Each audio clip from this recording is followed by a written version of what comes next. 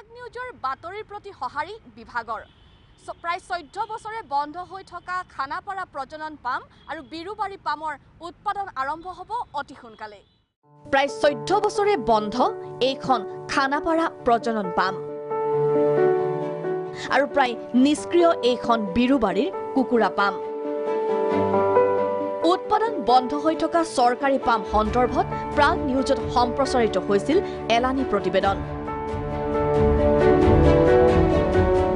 প্ৰাগ নিউজৰ বাতৰিৰ প্ৰতি সঁহাৰি পশুপালন মন্ত্ৰী অতুল বৰাৰ কম সময়ৰ ভিতৰতেই পামসমূহৰ আন্তঃগাঁথনি উন্নত কৰি উৎপাদন বৃদ্ধিৰ পৰামৰ্শ।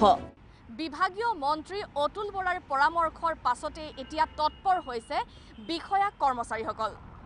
উৎপাদন আৰম্ভ হ'ব 14 বছৰে নিষ্ক্ৰিয় খানাপাৰা প্ৰজনন পামৰ।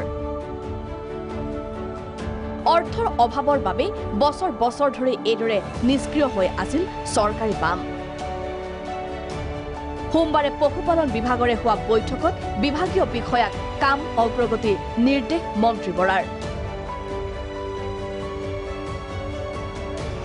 শীঘ্ৰেই খোল খাব বন্ধ হৈ থকা ফাইল।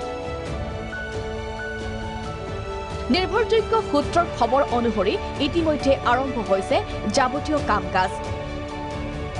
অৱশেষত হাবি জংঘলৰ মাজত পৰি ৰোৱা চৰকাৰী কুকুৰা পামৰ উৎপাদন আৰম্ভ হোৱাৰ বাতৰিয়ে ৰাজ্যৰ নিবনুৱালৈ কঢ়িয়াইছে আশাৰ বতৰা।